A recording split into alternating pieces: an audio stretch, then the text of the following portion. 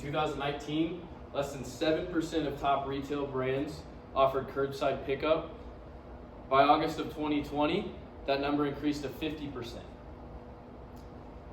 with 75% saying that they will continue the curbside service post-COVID. What started as a necessity during the pandemic became a new normal for these companies. And for buyers, with 85% of shoppers increasing their use of curbside service in the last year. And this is according to debtcommerce.com. This trend then continued since the main spike of COVID cases, and they are an emerging favorite service among the retail industry. These services include such things as BOPIS, buy online, pick up in store. And these are a fan favorite, showed rapid growth and is the fastest way for customers to get products. Business Insider even predicts that it will double in this growth each year up until 2024. I'm sure many of you know, or many of you know people around you who have used curbside services or delivery services as a way of convenience. And this is especially apparent to the youth and people who have little time on their hands, because it gives an extra level of convenience to its customers. This is relevant to us as college students because we are notorious for not having enough time. Curbside delivery services are the solution for people who don't have enough time because it allows for fast and easy shopping. There are some challenges, however.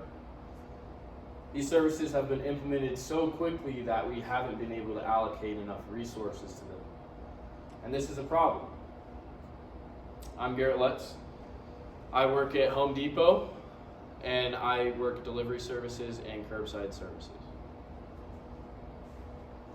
My name is Imani Davis, and I worked at a Chick-fil-A for about 3 years. The first couple years I worked there, they didn't have any curbside or delivery service, but due to COVID, they created a delivery service. Within that delivery service, I took orders to curbside customers. My name is Mackenzie Swain, and I did DoorDash for about a year when COVID first started and lockdown was rampant. And I currently work at Sam's Club, where I help gather the orders for our curbside associates to deliver to our members out in the store. My name is Mac, and I am a college student, so I use DoorDash all the time. I do not use the dining hall much because it is very hit or miss. Also, Staley states that speaking is an opportunity, not an obligation, so we all have the opportunity to speak and educate you all today about the challenges of curbside, our solutions to it, as well as the relevance it has to you. And with this graph provided by supermarkets.com, we can see that from 2018 to now it has grown, and then our projected growth to 2025, which is probably going to be about 21.5% from what it is today.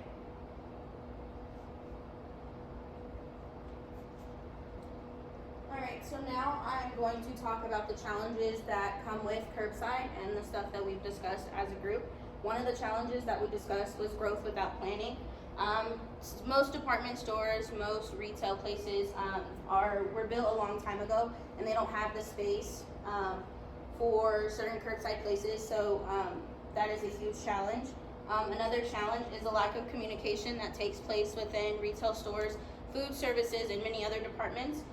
With that lack of communication, it's really hard to communicate with others and having a great organized organization, department store. According to Staley, communication is a huge factor when it comes to any organization, so I feel like communication shouldn't be a challenge, it should actually be a solution. Some other challenges are the size of the orders and the labor. CNN says that out of 10 shoppers who actually tried curbside for the first time, 2/3 of them say that they will probably use curbside in the future. So with the size of the orders, we need to limit them because there isn't enough storage, especially when people have or are ordering food that needs to be in the refrigerator or the freezer, or trampolines or TVs that just take up a greater amount of space. Also with labor, 4.3 million people quit their jobs after finding out about the pandemic. So it's been really difficult to find people who want to work, especially with all of the new health violations and codes for keeping everything open in business. One of our other other solutions is location of staging areas, which in my personal experience is very hard to find a space to put all of our items that we ordered, since we get large different items, as Max said, TVs, trampolines, large potting soil and pots, and we just need to have more space to function with all those large orders and have large areas to function with everything. And with our storage and equipment in Sam's, they do not have a large enough cooler up in the front for delivery services, so a lot of the cold items that get ordered get put in the back until the day of that order is to be picked up. And if we are to allocate more space for them, then we wouldn't have to worry about them being left in the back. I will also say too, at Home Depot, a lot of the aisles are being cluttered because there's not a separation between delivery and curbside and the regular retail side of the store. And so this creates a worse customer experience because of carts getting in the way in the aisles. And this is a major problem for customer satisfaction.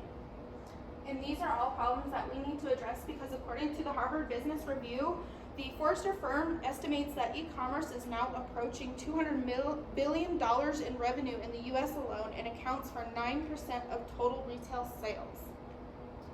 Also, based from Statista, sales have increased a lot over time. In August of 2019, it was at 1.2 billion, then increased to 6.4 billion in October of 2021. So a couple solutions that we decided to come up with for curbside pickup. The first solution was outside parking for customers. Parking for customers is a huge challenge when it comes to delivery services. They don't have the amount of space. So improving parking lots and improving space for customers to have curbside orders is a huge thing. The second one that we talked about was improving signage and markings. If you have a sign and it's huge enough, people are able to see where curbside is. If it's not huge enough, they're confused and they're lost. So having those correct signages and markings for curbside and delivery services for customers is a huge thing. We also need designated curbside associates, so we need jobs like curbside manager, curbside runners to keep things more organized and make it more efficient with having things come out fast and on time. We also need a larger storage unit for all of the products like those TVs and trampolines, as well as in the back a lot of storage for food and other cold products like that.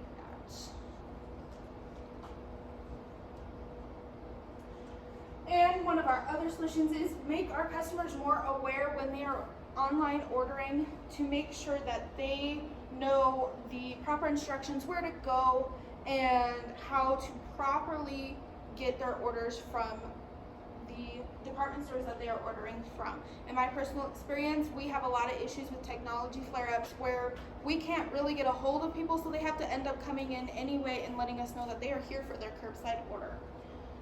Another solution that we came up was limiting order sizes to accommodate the influx of the orders. My personal experience, again, we had a Thanksgiving rush because everybody was trying to order online and we didn't have enough people to cover and we didn't have enough space. So trying to limit those orders of how many we can take per day and making sure we're getting out enough during the day was a big problem. At Home Depot as well, order sizes are a big problem. As I mentioned at the very beginning, BOPUS orders, the buy online pick up in store orders, we have 2 hours to pull those before the customer can be said to come pick the order up. This is a big problem because there's no limit to how much people can order on these BOPUS orders. And so sometimes you get a whole delivery on a BOPUS order that you can simply not get done in 2 hours. Pulling 1,000 pieces of lumber is not very feasible, especially with other BOPUSes coming in at the same time. This is also takes time out of pulling other deliveries and other BOPUSes, and so we simply do not have enough time and enough resources to allow these massive orders to come into our system like this. Also, according to Forbes, this person called Mandela Zinger, she did a survey, and 54% said that they changed their shopping habits since shutdown orders due to COVID took effect. They've limited their in-person visits to stores due to many of reasons. So they took advantage of the delivery services and the pickup services that most retail stores and fast food places have given them. And from Forbes, curbside pickup consistently accounts for 1 in 5 or 20% of online orders, making it a major fulfillment method. So it's very important that these solutions are there to help us. So now that we've talked about curbside services, I want to talk a little bit more about delivery services. Now there are overall same problems as it comes to delivery as it comes to curbside, but there are some differences. So according to the Restaurant Times, these on the slide right here are some major factors that are challenges for businesses and especially in the food industry. So first of all, I'll talk about the logistics of a delivery. Getting a delivery takes a lot of effort, and there's a lot of steps that go into it. And it starts either in the store or online. Customers can go online and set up a delivery. And this has to go through our store. There has to be payment. There has to be the order pulled. There has to be quality checks. We have to make sure it can be properly loaded onto a truck and we get the right truck type, and then ultimately end up at the customer's house. Now this takes a lot of steps and it's newer, so retail stores have put a lot of time into it, but it can still be improved greatly.